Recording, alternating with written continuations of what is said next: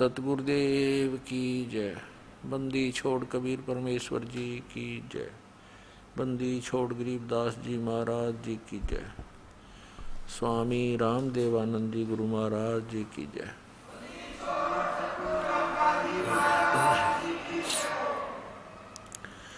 गरीब नमो नमो सतपुरुष को नमस्कार गुरु की नहीं। सुर नर मुनि जन साधुआं संतों सर्वस दी नहीं।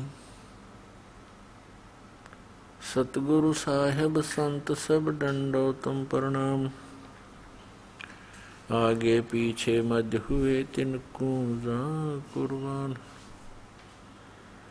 निराकार निर्विषम काल जाल भय भंजनम। निर्लेपम निज निर्गुणम अकल अनुपवेशोन्दुनम। सोहम सुरति समापतम सकल समाना निर्तल। उज्ज्वल हीरंबर हरदम अम्बे पर्व अथो है बार पार नहीं मध्यतम। गरीब जो सुमर सिद्ध होई। गणनायक गलता ना करो अनुग्रह सोई। पारस पद परवाना आदि गणेश मनाऊं। गणनायक देवन देवा चरण कमल लाऊं। आदंत करूं सेवा। परम शक्ति संगीतम हृदय सिद्धि दाता सोई। अवगत गुण अतीतम सतपुरुष निर्मोही। जगदम्बा जगदीशम मंगल रूप मुरारी। तन मन अर्पों शीशम भक्ति मुक्ति भंडारी। सुर नर मुनि जन ध्यावें ब्रह्मा विष्णु महेशा। शेष शेष मुख गावें पूजें आदि गणेशा। इंद्र कुबेर सरीखा वरुण धर्मराय धावें। समर्थ जीवन जी का मन इच्छा फल पावें। 33 कोटि आधारा धावें शेष 88। उतर बहुत जल पारा कट है यम की फांसी। 33 कोटि आधारा दावें से 88। उतर बहुत जल पारा कट है यम की फांसी। कर जोरूं विनती करूं धरूं चरण पर शीश। गुरु जी राम देवानंद जी महाराज ने दियो नाम बख्शीश। कोटि कोटि सिजदा करूं कोटि कोटि प्रणाम। चरण कमल में राखियो मैं बंदी जाम गुलाम।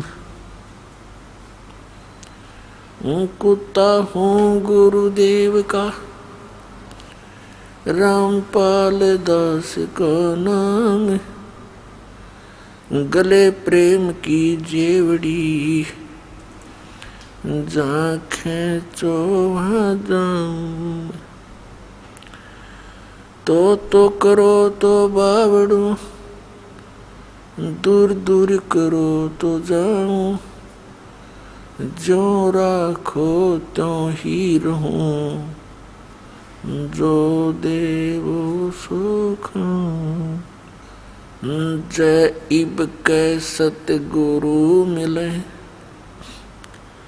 सब दुख आँखों रोए। चरणों ऊपर शीश धरूं। कहूँ जो कहनी हो। कबीर गुरु जी मिलेंगे पूछेंगे कुशलात। आदि अंत की सब कहूँ अपने दिल की बात। गुरु जी तुम ना भूलियो चाहे लाख लोग मिल जाएं, हमसे तुमको बहुत हैं, तुम जैसे हमको नहीं। तुमरे विसारे क्या बने, मैं किसकी शरण में जाऊं। शिव ब्रंच मुनि नारदा, तिनके हृदय न समाऊं। पूर्ण परमात्मा बंदी छोड़ कबीर परमेश्वर जी हम सभी प्राणियों को सत संदेश देने के लिए, यथार्थ भक्ति ज्ञान कराने के लिए वे स्वयं ही अपने निज धाम से, अमर धाम, सनातन परम धाम, शाश्वत स्थान से चल कर आते हैं। वे सशरीर आते हैं, सशरीर चले जाते हैं।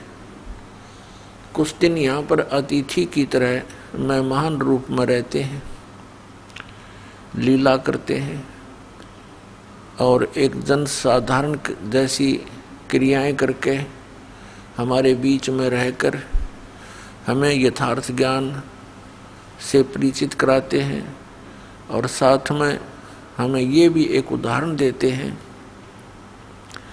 कि जिस लोक के अंदर आप रह रहे हो ये लोक अच्छा नहीं है, इसमें आप जी स्थायी होने की चेष्टा करते हो।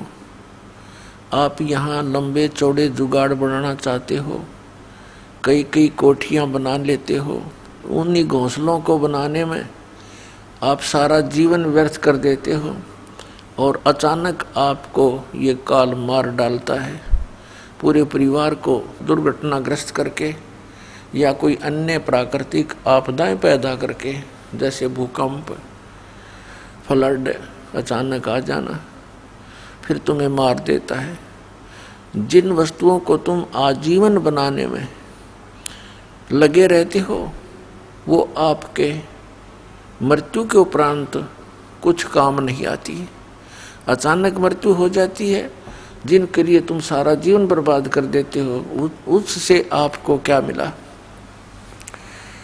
इसलिए परमात्मा स्वयं एक झोंपड़ी में रहा करते थे और कपड़ा बुन के अपना निर्वाह करते थे हमें, और साथ में भक्ति भी करते थे और हमें ये बताना चाहते थे, हमें ये रिहर्सल करके दिखाना चाहते थे कि यहाँ पर इतना ही काफ़ी है, इतना ही पर्याप्त है। एक छोटा सा मकान हो, भक्ति और सतनाम हो, भक्ति करो, पीछा छुटवाओ, सतलोक चलो। जैसे बच्चे विद्यालय में जाते हैं, वहाँ शिक्षा ग्रहण करना ही उद्देश्य होता है उनका। यदि वो बच्चे वहाँ पर अच्छी व्यवस्था बना कर रहते हैं, कोई अलग से कमरा लेकर रहता है, या फिर स्कूल के विद्यालय के होमवर्क और क्लास वर्क को ना करके वो फिल्में देखता रहता है या नावल पढ़ता रहता है, तो वो अपना उद्देश्य पूरा ना करके उसे पथ भ्रष्ट है और वहाँ वो सुख लेना चाहता है विद्यालय के समय में, तो उसकी मूर्खता है। तो पुण्यात्माओं, ये आप सभी जितने मानव शरीरधारी प्राणी हो, आपको एक अलग से यूनिफॉर्म मिली है। ये शरीर एक यूनिफॉर्म है, एक ड्रेस है आपकी, और ये ड्रेस विद्यार्थी की होती है। विद्यार्थी मीन परमात्मा प्राप्ति करने के लिए जिनका प्रवेश हो चुका है। आप जी के इतने अच्छे नंबर हो गए, पिछले संस्कार, पिछले पुण्य, आपके इतनी परसेंटेज है पिछले पुण्यों की कि आपको इस विद्यालय में प्रवेश हो गया, अर्थात आपका मनुष्य जीवन हो गया। आपको प्रवेश मिल गया परमात्मा पाने वाले विद्यालय में, और आप इसका उपयोग कैसे कर रहे हैं ये आपको खूब पता है। इसका प्रयोग उपयोग करना कैसे चाहिए था, ये सत्संग से ज्ञान होता है। और सत्संग के अभाव से प्राणी एक दूसरे को देखकर कोई कोठियां बनाने में, बड़ी बड़ी कारें खरीदने में, लंबी लंबी फैक्ट्रियां लगाने में अपने जीवन का नाश कर रहा है। और फिर विवाह के अंदर एक लोक दिखावा बकवाद करने में अपनी प्रभुता और अपने जीवन की सफलता मानता है। जिसमें इसको सत्संग पता लगता है, सत्संग के विचार परमात्मा के द्वारा दिए गए यथार्थ ज्ञान सुनने को मिलता है, उस दिन इस प्राणी को होश आता है, ये चेतन होता है, सतर्क होता है कि सचमुच हमने करना क्या चाहिए था और हम कर क्या रहे हैं। परमात्मा हमें क्या याद दिलाते हैं? राम नाम रटते रहो, राम नाम रटते रहो, जब तक घट में प्राण, कब हो तो दीन दयाल के बेनक पड़ेगी कान। मानुष जन्म पाके नहीं रटे हरि नाम, जैसे कुआ जल बिना बनवायो क्या काम। मानुष जन्म दुर्लभ है, मिले न बारंबार, तरवर से पत्ता टूट गिरे वो बहुर न लगता डर। राम रटते कोड़ी भलो, चू चू पड़े जो चामे, वो सुंदर शरीर किस काम का, जा मुख नाही नाम। कबीर जिव्या तो वाए भली, जो रटे हरि नाम, नहीं तो काट के फेंक दियो, ये मुख में भलो ना चाम। राम रटत कन्या भली, साकेट भलो न पूती, छेरी के गल में गलथना, जिसमें दूध ने मूत। राम रटत दारिद्र भलो, टूटी घर की छान, ये सुंदर महल किस काम के, जहाँ भक्ति नहीं भगवान। परमपिता परमात्मा कबीर परमेश्वर जी हमें ये याद दिलाने के लिए आते हैं कि जिस क्रियाओं को तुम करके अपना जीवन व्यर्थ कर जाते हो, मनुष्य जीवन के मूल कार्य से तुम परिचित नहीं होते, और जिस कारण से आप यहाँ काल के जाल में फंसे रहते हो, मनुष्य जीवन के अंदर आपके जो पुण्य होते हैं उनको तुम नष्ट कर जाते हो, फिर पाप के आधार से अन्य प्राणियों की योनियों में जाते हो, कष्ट उठाते हो, गधे और कुत्ते की योनि पाते हो। आप कितना कष्ट उठाते हो एक जरा सी नालाकी के कारण, ये ज्ञान परमात्मा स्वयं आकर बताते हैं। परमात्मा हमें याद दिलाते हैं, साहिब से चतला ले रे मन गर्भ गुमानी।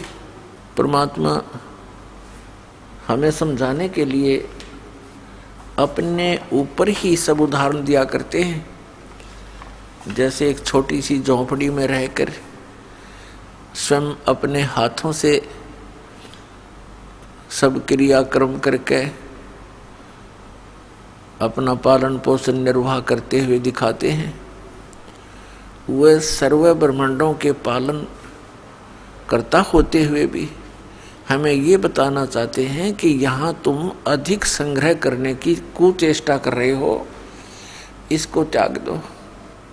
और फिर भी यदि तुम्हें किसी प्रकार की आवश्यकता यहाँ होगी और सत भक्ति तुम कर रहे हो मेरी शरण में रह करके, तुम्हारी वो आने वाली आपदाएं परमात्मा दूर करेगा। और जिन आपदाओं को आप नहीं दूर कर सकते, जिन समस्याओं का इंसान स्वयं समाधान नहीं कर सकता, चाहे सारी पृथ्वी का राजा भी क्यों ना हो, वो भी फिर परमात्मा की तरफ ही ध्यान करता है, साधु संतों के पास जाता है अपने राज्य में खैर रखने के लिए, सुख रखने के लिए, धन वृद्धि के लिए। तो पुण्यात्माओं, परमात्मा हमें याद दिलाते हैं कि पृथ्वीपति चकवे गए जिनके चक्र चलंत, रावण श्रीखे कौन गिने ऐसे गए अनंत। सर्व सोने की लंका होती रावण से रणधीरम, एक पलक में राज विराजी जम के पड़े जंजीरम। सोने की लंका बनाए बैठा था एक दुर्बुद्धि प्राणी रावण, और साथ क्या लेकर गया? भक्ति ना की, सत भक्ति नहीं की, भक्ति भी की उसने, लेकिन शास्त्र विधि को त्याग कर मनमाना आचरण किया।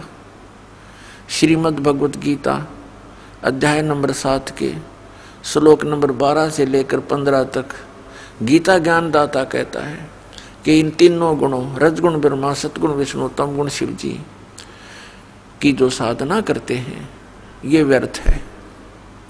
और उन्हीं में से एक रावण था जो तमोगुण भगवान शंकर की पूजा करता था, जिस कारण से उसने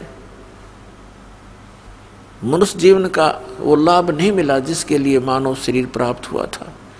रावण जैसी भक्ति शिव का पुजारी नहीं कर सकता, वर्तमान का कर सकता नहीं और पहले कर सका नहीं। उस अपने इष्ट के ऊपर इतना ड्योटेड था, इतना समर्पित था कि उसने यहाँ से अपनी तलवार से स्वयं यहाँ से काट के शीश चढ़ा दिया, और जैसा उसने किया वैसा वर्कडन ये भगवान दे ही दिया करते हैं। लेकिन ये केवल वर्कडन दे सकते हैं, जैसा जिसने कर्म किया वैसा फल दे देते हैं, ये मोक्ष नहीं कर सकते। ये आपके प्रारब्ध में आने वाली आपदाओं को टाल नहीं सकते।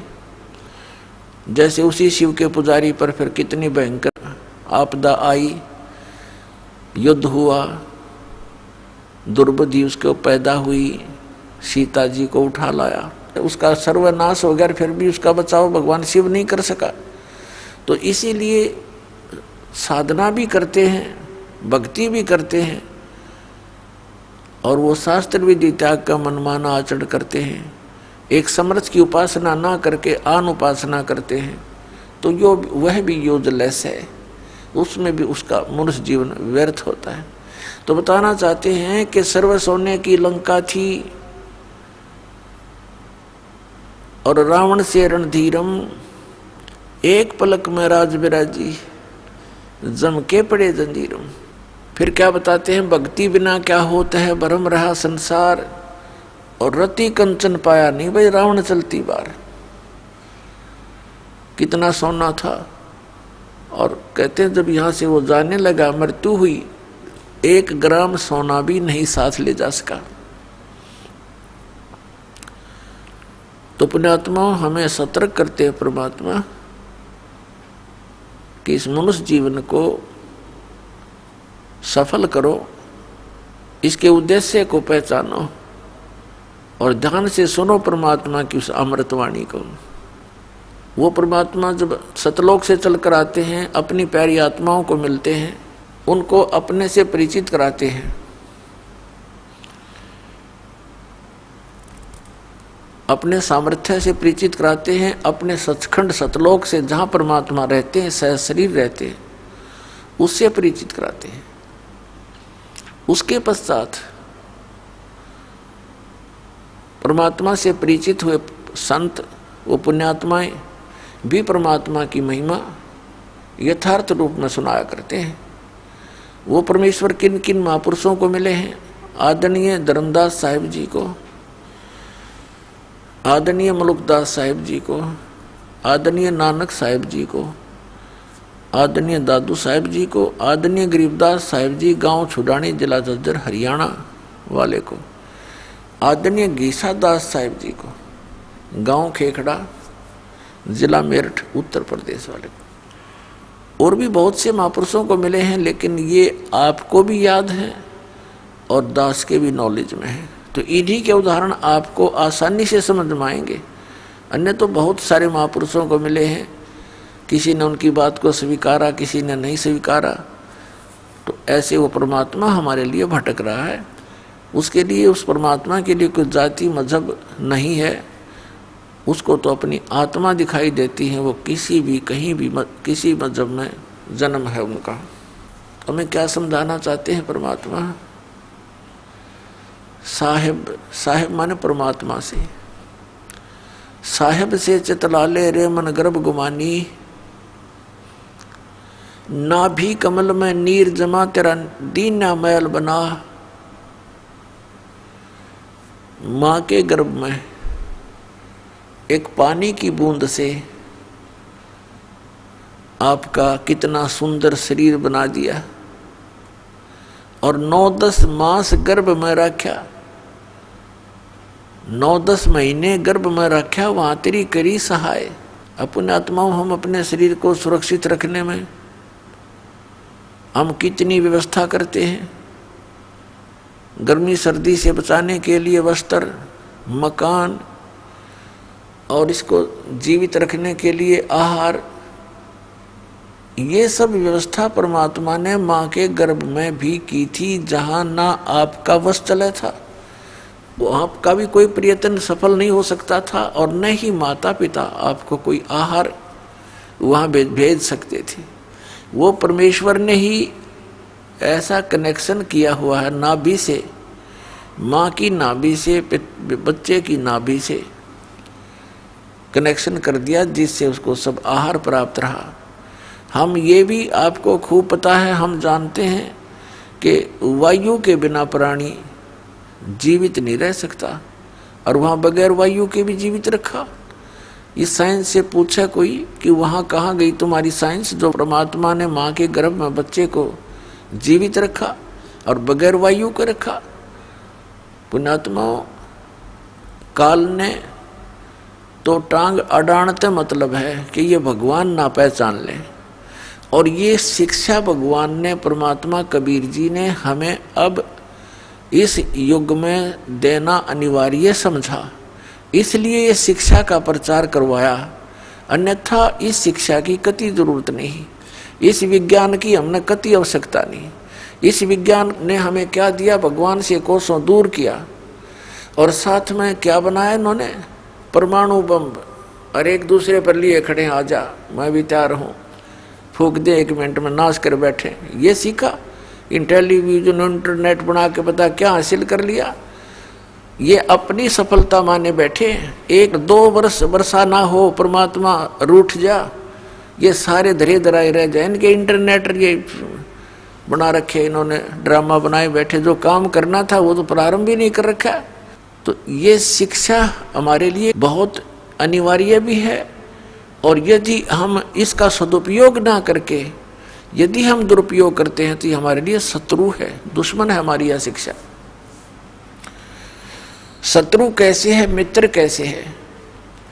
शत्रु आपको बता दिया कि इससे हमने परमाणु बम बना लिए, वायुयान बना लिए, अच्छी बात, और मोबाइल वगैरह बना लिए, कोई दिक्कत नहीं। ये और एक अपना पैर पे कुहाड़ी मारने के लिए एक और तैयार कर दिया। तो कहने का भाव ये, फिर दूसरा इसका अवगुण ये है शिक्षा का कि हम चतुर गणे हो गए, हम चतुर बन गए, और चातुर प्राणी परमात्मा को पसंद नहीं। परमात्मा को श्रद्धालु और भोला भाला व्यक्ति ज्यादा पसंद होता है। लेकिन इस शिक्षा ने हमें बिगाड़ दिया। इन टेलीविजनों ने हमें क्या दिया? एक जब भक्ति भगवान की ये नहीं देते हैं, नहीं चलाते हैं यथार्थ, वो भी नकली भक्तियां ने तो बैठा ही रखा है नकली संतों ने।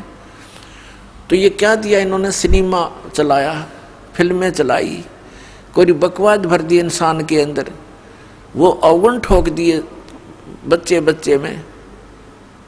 5 साल का बच्चा होते ही बकवादों को ग्रहण करने लगता है, फिर आगे सब चल के वो क्या समाज तैयार करेगा। तो ऐसी बिजली गिर दी शिक्षा ने। अब इस शिक्षा से हमें क्या मिला?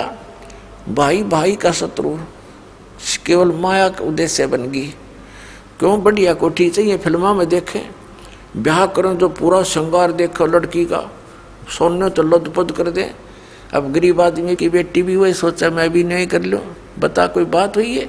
ये बकवादें। और फिर वहाँ दिखाओगे फिल्मों के अंदर बुरा बाजेर गाजेर अगर पाछल पता नहीं कितना फंड, वही फिर प्रत्येक प्राणी में घर कर गया। एक विवाह करना बालकों का 10 मिनट का काम है, बकवाद इतनी कर दी। विवाह तो भगवान करके भेजा है, संस्कार जोड़ के भेजता है आपका, बाकी तो फंड कर रखा हमने अपने आप एक दूसरे ने देख। तो ये हमारे लिए हानि बनी, और इसका केवल एक लाभ है, और इसका ये लाभ हमारे लिए वरदान है। अगर हम इसका ये लाभ उठाते हैं जो दास अभी आपको बताएगा, तो फिर ये हमारे लिए वरदान है। ये अति अनिवार्य थी। वो वरदान क्या है कि अभी तक जितने भी संत महात्मा मंडलेश्वर ऋषि महर्षि हुए हैं, ये महंत संत हुए हैं, आचार्य हुए हैं, इन्होंने सदग्रंथों को पढ़ा अवश्य लेकिन समझा नहीं। ये संस्कृत भाषा अवश्य जानते थे लेकिन अध्यात्म ज्ञान नहीं था। आध्यात्मिक ज्ञान ना होने से इन्होंने लोकवेद बनाकर, लोकवेद सुनाकर हमारे को दिशा भ्रष्ट कर दिया, परमात्मा से कोसों दूर कर दिया, यथार्थ ज्ञान ना दे करके। और हम इन महापुरुषों को जो संस्कृत बोलते रहे, फिर उसका हिंदी अनुवाद अक्षेत्रीय भाषा में अनुवाद जैसा उन्होंने किया, हमने यही सोच लिया कि ये जो शिक्षा ज्ञान दे रहे हैं, ये जो सेंटेंस इसने बोला है गीता जी का, पुराणों का, वेदों का जो श्लोक बोले हैं, मंत्र बोला है, इसका जो अनुवाद इसने किया ये सही किया होगा, क्योंकि ये संस्कृत में बोल रहा है और सभी सदग्रंथ संस्कृत भाषा के अंदर ही लिखे हुए हैं। तो हमारे पूर्वज ये सोचकर कि बड़ा विद्वान है, पंडित है, मंडलेश्वर है, संस्कृत भाषा के जानने वाला है, तो उन्होंने जो भी ज्ञान हमें दिया हमने ग्रहण कर लिया, और वो ज्ञान वेदों, गीता, पुराणों वाला नहीं था। उन्होंने पुराणों का ज्ञान ना दे करके, पुराणों का नाम ले करके हमें अपने विचार, लोक वेद, भगवान से दूर करने वाली विधि भक्ति की वो बता दी। और जिस कारण से फिर हम कहाँ गए? प्रेत बन गए, भूत बन गए। फिर वो प्रेत बनकर दुखी होते हैं, किसी को सौपन में दिखते हैं, किसी के अंदर प्रवेश करके बोलते हैं मैं बर्बाद हो गया, मैं भूखा मर रहा हूँ, मैं प्यासा मर रहा हूँ। फिर उन गुरुओं के पास जाने लगे कि हे आचार्य जी, हे गुरुदेव, हे महात्मा जी, मेरे पिताजी ऐसे ऐसे मेरी बहन में बोल रहे थे, वो कह रहे मैं भूखा प्यासा हूँ। आप तो कह रहे थे वो स्वर्ग चला गया, आपने सब क्रियाएं भी कर दी, देर में भी कर दी, अस्थियां भी चुनकर गंगा में प्रवाह करवा दी गति करने के लिए। पहले तो महीना भी करते थे, फिर 6 महीना वाले भी करते थे, फिर साल का भी एक जुगाड़ करते थे। उसके बावजूद फिर वो भूत बना हुआ। फिर वो क्या कहते थे, अब तुम श्राद्ध निकाल दो, वो तृप्त हो जाएंगे। हम बताओ, अब श्राद्ध निकाल दो, वो तृप्त हो जाएंगे। फिर श्राद्ध शुरू कर दिए।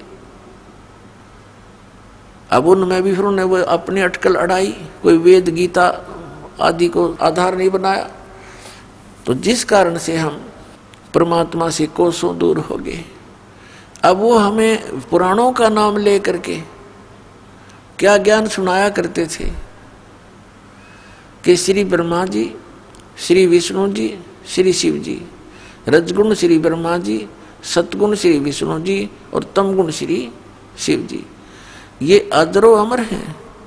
इनकी कोई माता पिता नहीं है, इनकी जन्म मृत्यु नहीं होती। और कुछ एक यहाँ तक भ्रष्ट हो चुके हैं, इनके को ज्ञान तो है ही नहीं। तो भोले आदमी जो श्रद्धालु होते हैं वो और भोले होते हैं, उनको कतई ज्ञान नहीं होता। इन मंडलेश्वरों के पास जाते हैं, इन महापुरुषों को के पास जाते हैं, इनसे प्रश्न करते हैं कि श्री कृष्ण भगवान की क्या स्थिति है, परमात्मा कौन है, कैसा है। तो क्या बताते हैं कि श्री कृष्ण भगवान स्वयं परमात्मा है, ये पूर्ण ब्रह्म है, ये सर्वशक्तिमान है, इसके अतिरिक्त कोई भगवान नहीं है, ये समृद्ध शक्ति है। फिर किसी ने प्रश्न किया, क्या श्री ब्रह्मा विष्णु महेश की के श्री कृष्ण जी ही विष्णु अवतार हैं? तो फिर ये भी कहा करते ये अज्ञानी कि हाँ श्री विष्णु जी ही श्री कृष्ण रूप में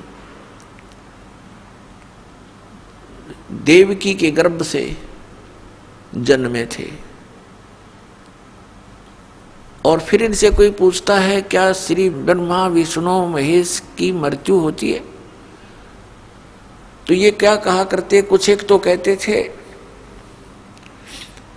कि ब्रह्मा की तो मृत्यु होती है, श्री विष्णु और श्री शंकर भगवान इनकी मृत्यु नहीं होती। कुछ एक चातुर प्राणी कहते हैं कि ब्रह्मा विष्णु महेश की जन्म मृत्यु तो नहीं कह सकते, हाँ कहीं ना कहीं सर्ग के अंत में उस विराट परमात्मा में लीन हो जाना ऐसा तो है। अरे भले आदमी जब वो मरे गए, लीन हो गए, तो मृत्यु नहीं हुई तो कखते न पता नहीं। मूर्ख बना रहे सारे संसार ने, बड़े बड़े ऊपर का लोग दिखावा साधु बड़ के। कबीर साहब कहते हैं कंठी माला सुमरनी और टिक्की बिंदी ला के, कंठी माला सुमरनी ये पैरे से क्या हो, ऊपर डूंडा साध का और अंतर रख्या खो। ऊपर तो दिखा बड़ा महात्मा है, तिलक तलक लगा के बिंदी बिंदी ला के माला चार पैर के नो दिखा बड़ा महापुरुष से पहुंचा हुआ, और अंदर खख नहीं, तुम्हारे पास ज्ञान नहीं, अज्ञान से भरे हो। तो ऊपर डूंडा साध का, ऊपर तो डूंडा ठा रखा बड़ा महापुरुष होगा लोग दिखावा, और अंतर रख्या खो, अंतर ज्ञान नहीं पूरा। गीता जी को आधार मानते हैं कि गीता जैसा ग्रंथ नहीं, श्रीमद् भगवत गीता एक बहुत ही अनमोल ग्रंथ है। और फिर नाम देते हैं हरे कृष्ण हरे राम, राधे श्याम सीताराम। बताओ गीता जी में है कहीं पर ये आप भी मूर्ख बन रहे, औरों को भी जीवन बर्बाद कर रहे आत्माओं का। पहले हमें ज्ञान नहीं था, इनकी इन बकवादों को हम समझ नहीं सके जो क्या ऊआ बाई बक रहे हैं ये। पहले एक प्रश्न किया किसी ने एक आचार्य से, उससे पूछा क्या ब्रह्मा विष्णु महेश किसकी भक्ति करते हैं? वो भी साधना कर रहे हैं, भगवान शिव को देख लो ऐसे बैठे समाधि में। कोई कहता है कि ये उस विराट परमात्मा की भक्ति करते हैं ब्रह्मा विष्णु महेश। इस मूर्ख ने कोई पूछा, अब तो तू कह रहा था श्री कृष्ण स्वयं परमात्मा है, पूर्ण ब्रह्म है, इसके अतिरिक्त कोई भगवान नहीं है, हैं? अरिबनों का यो विराट परमात्मा की भक्ति करते हैं, फिर ये कृष्ण के रह गया तुम्हारा, ये व्हाट इज कृष्ण? फिर इब तो तू कह रहा श्री कृष्ण सुप्रीम पावर है, अनंत कोट ब्रह्मांड का मालिक है। अरिबनों के हाँ कहीं ना कहीं कि उसमें विराट परमात्मा में लीन हो जाते हैं, ये किसी उस परमात्मा की भक्ति करते हैं। ये इसको कहते हैं कि सटदल उआ बाई बकदा, माला पहर बिंदी ला के ये हुए हैं मुक्ता। मोक्ष समझ रहे अपने आप में। और सटदल उआ बाई बकदा, गीता जी में है कहीं ऐसा परम प्रमाण इनका? फिर एक ने तो यहाँ तक कह दिया, कुछ एक तो यहाँ तक बुद्धि खराब है, महर्षि कहाँ है, आचार्य कहवाते हैं। पहले तो कह रहा है कि आपका इष्ट देव कौन है, पूछा किसी ने, उत्तर दे रहा है कि मेरा श्री कृष्ण भगवान इष्ट देव है। कृष्ण भगवान स्वयं परमात्मा है, सर्व सृष्टि के रचनहार हैं, अखिल ब्रह्मांड के स्वामी। फिर उससे पूछा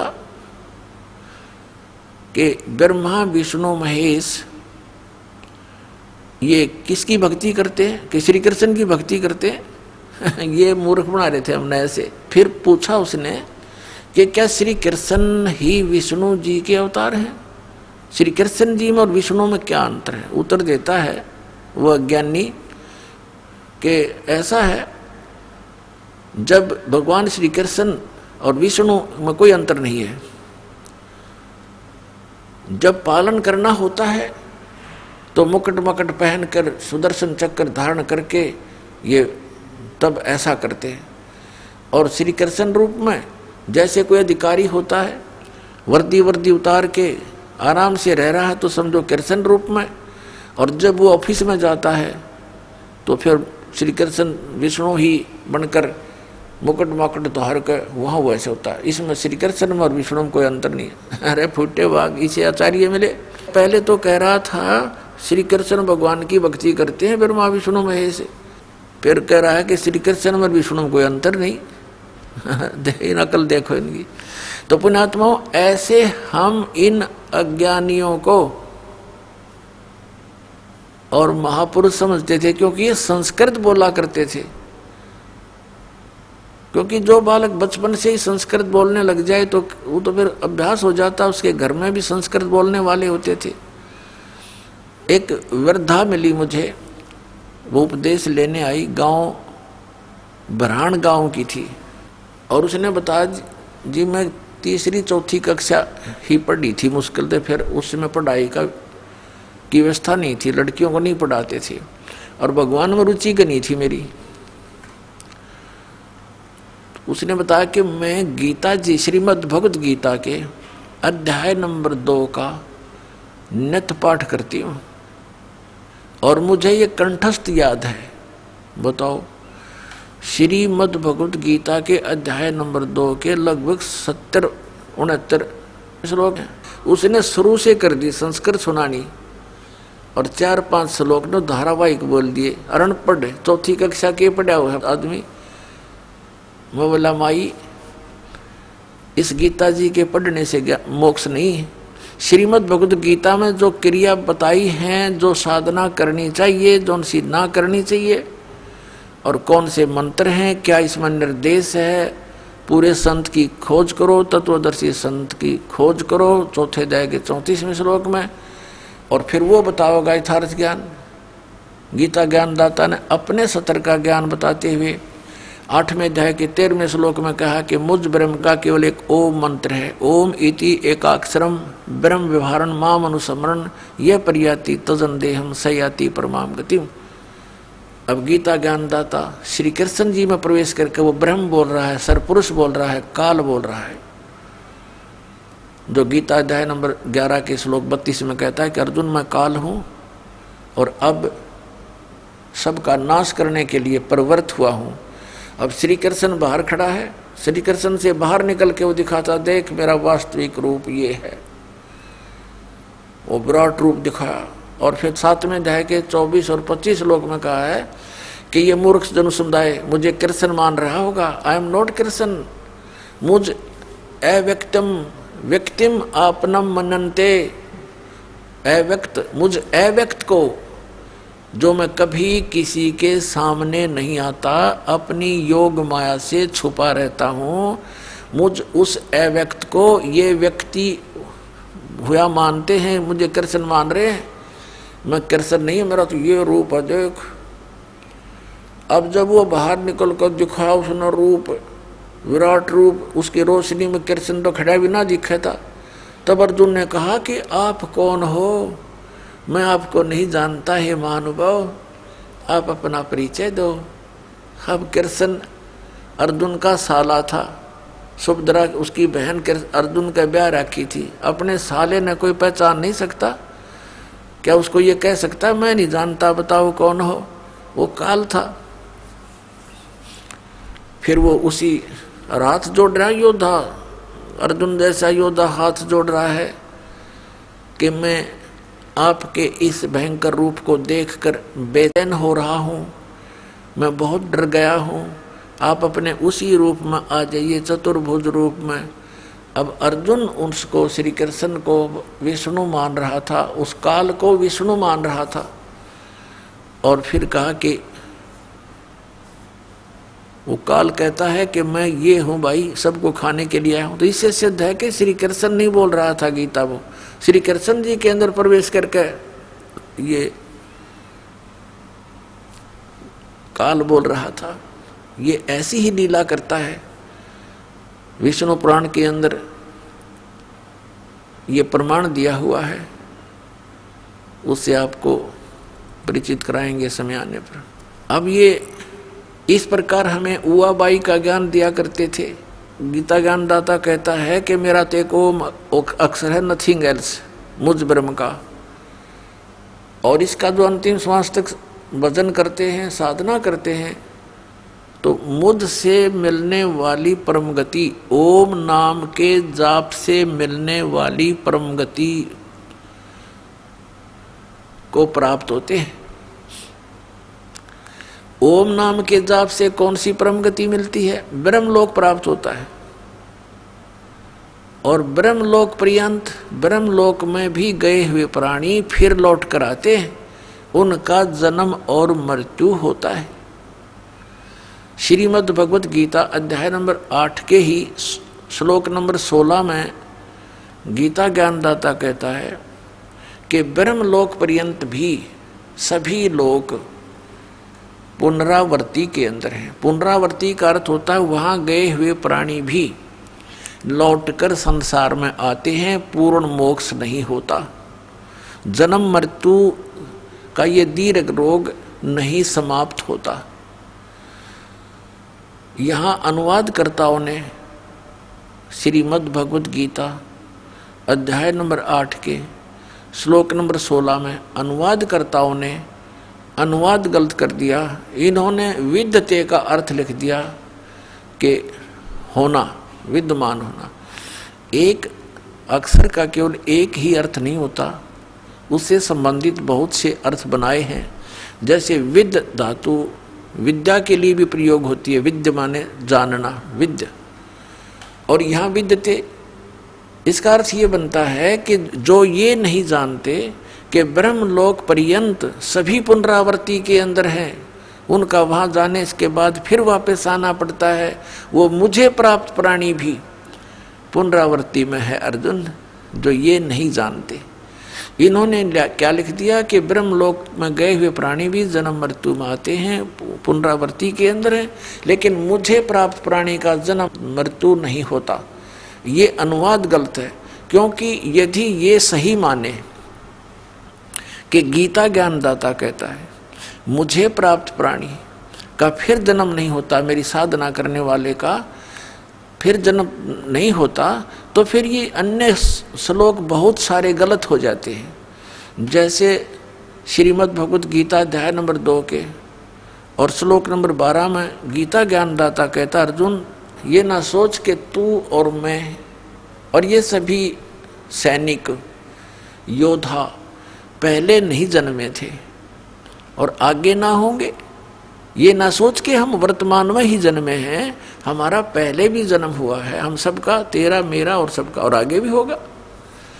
गीता जी अध्याय नंबर 4 के श्लोक नंबर 5 में गीता ज्ञानदाता कहता, अर्जुन तेरे और मेरे बहुत जन्म हो चुके, तू नहीं जानता, मैं जानता। फिर 9वें श्लोक में कहा कि मेरे जन्म और कर्म दिव्य हैं, अलौकिक हैं। श्रीमद् भगवत गीता अध्याय नंबर 10 श्लोक नंबर 2 में कहा है कि अर्जुन मेरी उत्पत्ति को, यानी मेरे जन्म को न तो ये ऋषि लोग जानते, न ये सिद्ध जानते, न ये देवता लोग जानते, क्योंकि इनका आदि कारण मैं ही हूँ। इनकी उत्पत्ति करने वाला मैं ही हूँ। अब यहाँ विचारणीय विषय है कि संतान अपने पिता की उत्पत्ति को नहीं जानता और पिता अपने पुत्रों की, अपने संतान की डेट ऑफ बर्थ भी बता देता है, जन्म तिथि भी बता देता है। तो यहाँ गीता ज्ञानदाता 10वें अध्याय के दूसरे श्लोक में ये तो स्वीकार कर ही रहा है कि मेरा जन्म, मेरी उत्पत्ति तो होती है, लेकिन ये देवता लोग जो इससे उत्पन्न हुए हैं, ब्रह्मा विष्णु महेश और ये सब, ये नहीं जानते। तो इसको कौन जानता है? इस ज्योत निरंजन यानी ब्रह्म का पिता, परम अक्षर ब्रह्म, सत्य पुरुष कबीर साहब, कबीर देव, वो जानता है, जो ब्रह्मा विष्णु महेश का भी दादा है। इस ज्योत निरंजन ब्रह्म जो ब्रह्मा विष्णु महेश का पिता है, इसका भी पिता है। तो वो जानता है, उसने आकर के स्वयं बताया है इसकी जन्म और मृत्यु को। तो इस प्रकार पुण्यात्माओं, इन सदग्रंथों को घोटने मात्र से और मोक्ष नहीं है। इन सदग्रंथों में जो लिखा है वैसे करने से मोक्ष होता है। तो उस परमात्मा ने आकर के क्या बताया हमारे को? ऋग्वेद मंडल नंबर 9 पहले बताते हैं आपको कि परमेश्वर ने कहा था, अपनी प्यारी आत्मा धर्मदास जी को मिले थे, वो अपने विधान अनुसार जैसी लीला वो किया ही करते हैं। उनको बताया था कि ये चारों वेद मेरी ही महिमा का गुणगान करते हैं। वेद मेरा भेद है, मैं ना मिलूं वेदन के माही, और जौन वेद से मैं मिलूं ये वेद जानते नहीं। ये चार वेद, ऋग्वेद, यजुर्वेद, सामवेद और अथर्ववेद, इन चारों वेदों में परमात्मा ने बताया कि मेरा ही गुणगान है। लेकिन इन चारों वेदों में वर्णित विधि से मेरी प्राप्ति नहीं हो सकती, क्योंकि इन चारों वेदों में महिमा तो पूर्ण परमात्मा की अत्यधिक है, और केवल वे ऑफ वर्शिप, साधना, पूजा की विधि, पूजा का मार्ग, वो केवल ब्रह्म तक का है।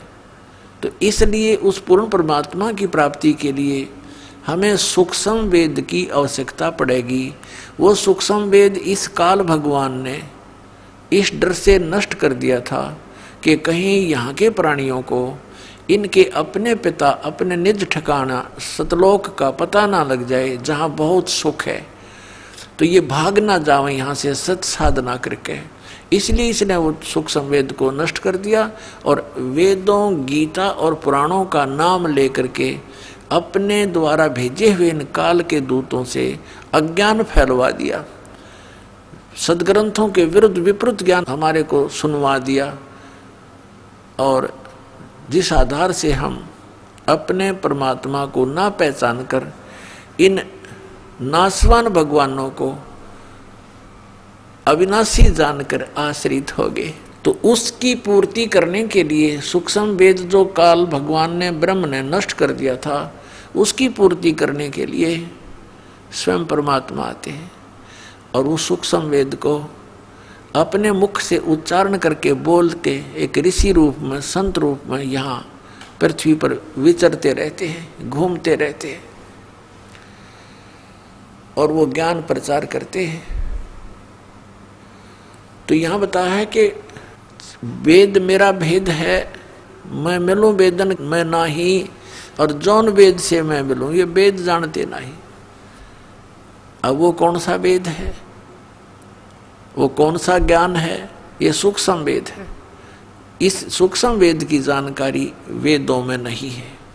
अब परमात्मा ने आकर के क्या बताया कि ये ब्रह्मा विष्णु महेश की क्या सचिथि है, और ब्रह्म इस ज्योति निरंजन का जन्म कैसे हुआ, इसकी उत्पत्ति कैसे हुई, ये अपने जन्म और कर्म को अलौकिक कैसे बताता है, ये ज्ञान सूक्ष्म वेद के अंदर है। अब प्रसंग चल रहा है, हम उसी पर लौटते हैं कि गीता के अंदर जो वर्णित विधि है उसको न अपनाकर ये अज्ञानी मंडलेश्वर और ये आचार्य ऋषि गुरु ब्राह्मण पंडित, पंडित कोई जाति विशेष के लिए नहीं है। यहाँ पर ये प्रसंग जो चल रहा है ये किसी ब्राह्मण विशेष जाति विशेष से नहीं है। जैसे अध्यात्म मार्ग के अंदर ब्राह्मण किसे कहते हैं? ब्राह्मण सोए जो ब्रह्म पछाणे और पंडित सोए जो पिंड की जाने। अन्य ब्राह्मण नहीं है। जिसने ब्रह्म पहचाना, परमात्मा को जान लिया, वो ब्राह्मण है। मेरे गुरुदेव जी थे, वो ब्राह्मण जाति से थे। गांव बड़ा पैंतावास, डिस्ट्रिक्ट भिवानी, दादरी के पास, हरियाणा के अंदर, वहाँ उनका जन्म था। ब्राह्मण वर्ग में एक ब्राह्मण वर्ण है, जैसे ये 4 वर्ण बनाए हुए हैं, क्षत्रिय, ब्राह्मण, वैश्य और शूद्र। तो ब्राह्मण वर्ण के अंदर आवश्यक नहीं है कि सभी ब्राह्मण हो। अक्षत्रिय वर्ग में ये भी कंपलसरी नहीं कि सभी अक्षत्रिय हो। वैश्य वर्ण में सभी वैश्य नहीं होते, वो अन्य भी कार्य साथ साथ पैरेलल करते रहते हैं। तो ब्राह्मण का यहाँ जो वर्ण ब्राह्मण है ये अलग है। जैसे इनके पूर्वज जो थे ब्राह्मणों के, वो ऋषि महर्षि हुआ करते थे। वो केवल क्या काम करते थे? स्वयं विद्या ग्रहण करते थे, सदग्रंथों को पढ़ते थे, अन्य को सुनाया करते थे। गांव गांव नगर नगर में जा करके सत्संग करके उनको भगवान की भक्ति के बारे में मार्ग बताते थे। तो इसलिए उनको ब्राह्मण कहा जाता था। ये जानकर के ब्रह्म को जानने वाले हैं, परमात्मा के विषय में जानकार हैं, क्योंकि ये संस्कृत बोलते हैं, संस्कृत जानते हैं, पढ़े हैं, और सदग्रंथ भी संस्कृत भाषा में लिपिबद्ध है। मेरे गुरुदेव जो थे वो ब्राह्मण वर्ण में जन्मे थे, लेकिन वो अपने आप को ब्राह्मण नहीं कहते थे, वो संत कहते थे। और मेरे दादा गुरुजी यानी गुरुजी के गुरुजी वो जाट थे, गांव छावला दिल्ली के। वो जाट होते हुए पंडित कहलाए।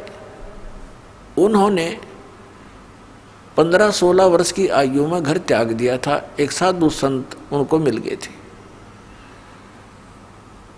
वो बड़े प्रचंड माइंड के थे, यानी गरीबदासी संत थे वो, जिनको ये मिले थे मेरे दादा गुरुजी। तो उन्होंने देखा कि लड़का बहुत होनहार नजर आता है।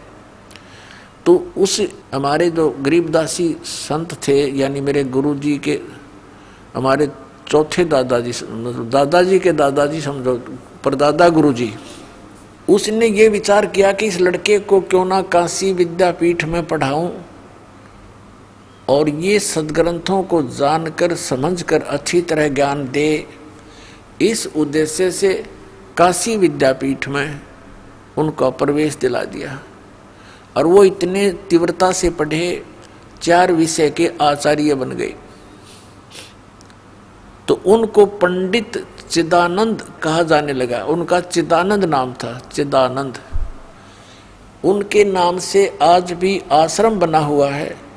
डिस्ट्रिक्ट सोनीपत, खरखौदा के पास एक गांव है डिस्ट्रिक्ट सोनीपत में, खरखौदा तहसील के अंदर गोपालपुर गांव है। उस गोपालपुर गांव में आज भी हमारे दादा गुरुदेव जी जो जाट थे, लेकिन उन्होंने उस पंडित वाली उपाधि प्राप्त कर ली थी। वहाँ आश्रम बना हुआ है, लिखा हुआ है पंडित चिदानंद आश्रम। तो ये प्रसंग इसलिए यहाँ थोड़ा सा क्लियर करना पड़ा, ये कंसेप्ट कि देख कोई ब्राह्मण पे दिख जा और नो कहे तो ब्राह्मणों की निंदा करता है। नहीं, ब्राह्मण वो होता है जो गुरु पद पर विराजमान है, और उसी को पंडित भी कहा जाता है। तो अन्य के लिए ये शब्द दास के ना समझे। तो पंडित लोगों ने इन सदग्रंथों को ढंग से ना समझकर लोकवेद सुना दिया। दंत कथा, लोकवेद होता है दंत कथा, जो सत्य नहीं होता उसको लोकवेद कहते हैं, बनावटी बातें। तो इन्होंने सुनाया कि ब्रह्मा विष्णु महेश अजरो अमर हैं। श्रीमद् भगवत गीता का ज्ञान देने वाला ये ब्रह्म सरपुरुष ये खुद कह रहा है कि अर्जुन तेरे और मेरे बहुत जन्म हो चुके, तू नहीं जानता मैं जानता हूं। ये तो कहते हैं श्री कृष्ण जी ने गीता बोला। पुणात्माओं, श्री कृष्ण जी में प्रवेश करके इस काल भगवान ने गीता बोला, गीता का ज्ञान कहा। श्री कृष्ण जी को तो पता नहीं मैंने श्रीमद् भगवद गीता में क्या कहा था। अपनात्मा इस दास का जो ज्ञान है परमात्मा दिया हुआ, कबीर परमेश्वर ने बताया दास को, तो ये ऐसा अटपटा लगेगा आपको, क्योंकि आपने कोरा अज्ञान ग्रहण कर रखा है कि ये क्या कह रहा है। श्रीमद् भगवत गीता का ज्ञान श्री कृष्ण जी ने नहीं बोला। तो पुणात्मा यहीं पर बात बिगड़ रही थी बताई कि सच्चों को तो ये झूठा बतावें, इन झूठों का एतबार 600 वर्ष पहले परमात्मा ने ये ज्ञान दिया था, जो कबीर भगवान ने उस धारणक जो लाया कबीर ने, जो काशी के अंदर थे भगवान आए थे, जिसको आज ये दास केवल उन्हीं का दिया हुआ ज्ञान आप तक पहुंचा रहा है।